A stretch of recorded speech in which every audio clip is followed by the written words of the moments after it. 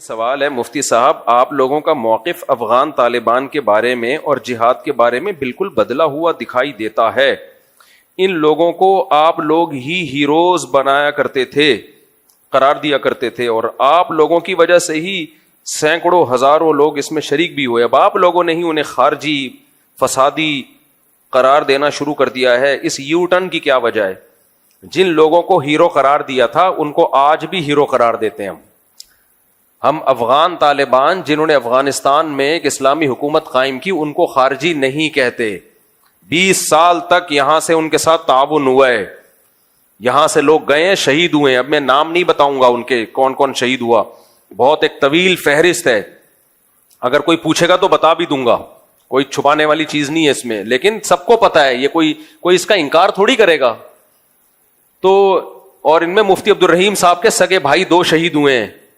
ابھی کیا میں ڈیٹیل میں جاؤں گا تو پھر باتیں بہت، کیونکہ ابھی میڈیا پہ ہر کچھ کھل کے بیان نہیں کیا جا سکتا۔ تو بات یہ ہے، افغانستان میں کوئی ایک ریاست نہیں تھی مضبوط، ٹکڑوں میں بٹا ہوا تھا۔ تو وہاں ملا عمر نے کوشش کی کہ سب کو ایک بادشاہ پہ، ایک خلیفہ پہ جمع کیا جائے۔ تو انہوں نے تحریک شروع کی، کیونکہ کوئی ایک اسٹیٹ تھی نہیں۔ اس تحریک کی سب سے پہلے پاکستان میں اور سب سے زیادہ حمایت حضرت مفتی عبدالرحیم صاحب نے کی تھی، جب کوئی بھی حمایت نہیں کر رہا تھا۔ اکیلے وہ کھڑے ہوئے اور جان سے بھی قربانی دی، مال کی بھی قربانی دی، اور پورے افغانستان میں، پورے تو نہیں تو اکثر حصے میں ملا عمر کی حکومت قائم ہوئی۔ ملا عمر بہت ہی میچور آدمی تھے، وہ پاکستان سے دوستی کے خواہاں تھے، وہ پاکستان آرمی کی عزت کیا کرتے تھے، ان سے پاکستان آرمی کے فوجی جا کے ملتے تھے، ان کو عزت دیا کرتے تھے۔ وہ کہا کرتے تھے کہ پاکستانی ہمارے بھائی ہیں، ہر مشکل میں انہوں نے ہمارا ہمیشہ ساتھ دیا ہے۔ یہ وہ چیزیں جو مشاہدے کی ہیں، تو یہ سنی سنائی باتیں نہیں ہیں، بہت عزت، بہت رسپیکٹ دیا کرتے تھے وہ۔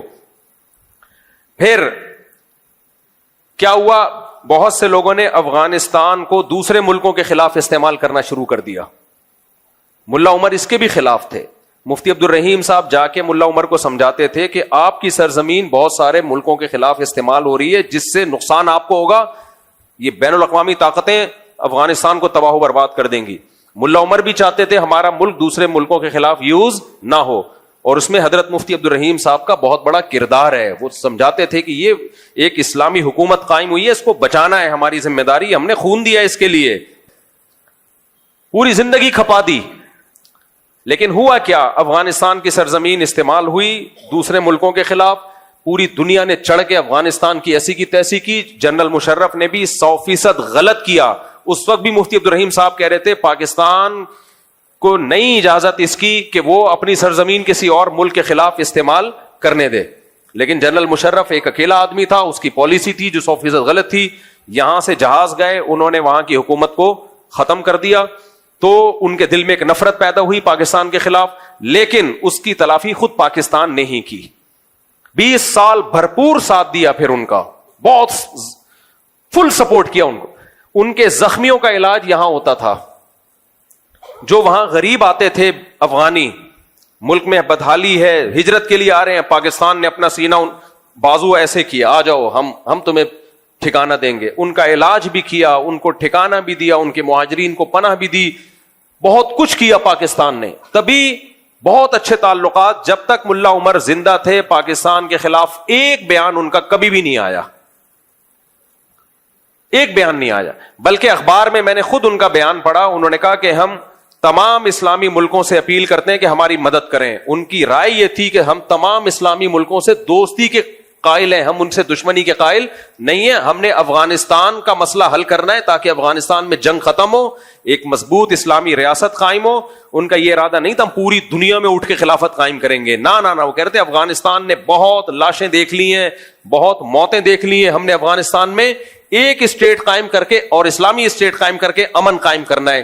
ان کا اخبار میں بیان کوئی پرانا نکالے، آج بھی موجود ہے، کہ پاکستان اور تمام اسلامی ملکوں کی افواج کو انہوں نے ایک اچھے لفظوں میں یاد کی ہے، صرف پاکستان کو نہیں، ہر ملک کو، ان کا کوئی پھڈا نہیں تھا۔ پھر ملا عمر کی وفات ہوئی، اس کے بعد ملا اختر منصور آئے، وہ بھی پاکستان سے بہت اچھے تعلقات کے، خواہاں تھے, پاکستان آنا جانا ہوتا تھا ان کا, علماء سارے علماء ان کے فیور میں تھے, اب تک ہے. پھر ملا ہیبت اللہ ہیں ابھی, ان کے بارے میں بھی ہمیں یہی اطلاعات تھی کہ یہ پاکستان کے اگینسٹ نہیں ہے. آج بھی افغانستان کے جو طالبان ہیں ان میں اکثریت پاکستان کے خلاف نہیں ہے اور پاکستان سے جنگ نہیں چاہتی. ہوا یہ کہ کچھ لوگ ایسے ہیں جو سپورٹ کر رہے ہیں ان لوگوں کو جو پاکستان آرمی پہ اٹیک کر رہے ہیں اور پاکستان پہ حملے کر رہے ہیں. تو پہلے علماء نے کوشش کی ہے سلو ہو جائے, جب سلو کی تمام کوششیں ناکام ہوئی ہیں پھر فوجی آپریشن شروع ہوا ہے. روز ڈیلی بنیادوں پر 10 فوجی شہید, 11 فوجی شہید, میجر شہید, لیفٹنٹ کرنل, اتنے بڑے بڑے لیول کے آفیسر آپ کے ڈیلی شہید ہو رہے ہیں. اور یہ سارا کرتا دھرتا کہاں سے ہو رہا ہے؟ افغانستان سے. اب اگر مفتی عبد الرحیم صاحب کہہ رہے ہیں سب کچھ وہاں سے ہو رہا ہے, اس کا مطلب یہ نہیں ہے کہ وہ تحریک کو غلط قرار دے رہے ہیں یا افغانیوں کو غلط قرار دے رہے ہیں. وہ ان چند لوگوں کو غلط قرار دے رہے ہیں جو ان خارجیوں کو سپورٹ کر رہے ہیں, جو کس سے لڑ رہے ہیں؟ پاکستان آرمی سے لڑ رہے ہیں اور ہمارے ملک کا امن خراب کر رہے ہیں. مفتی عبد الرحیم صاحب کا کہنا یہ اگر آپ نے خلافت قائم کرنی ہے, ٹھیک ہے پاکستان سے غلطی ہوئی تھی, اڈے دیے تھے, یہ غلطی ہوئی ہے, مان رہے ہیں بھائی, اور یہ ہماری غلطی تھوڑی ہے. تو فوج ایک مشرف کی غلطی ہے. اس وقت بھی فوج کے سب لوگ مشرف کی اس پالیسی کے حامی نہیں تھے, فوج میں بھی بہت کھلبلی مچی ہوئی تھی, وہ نہیں حامی تھے, تو سب اس کو سپورٹ نہیں کر رہے تھے, لیکن آرڈر تو آرمی چیف کا چلتا ہے نا.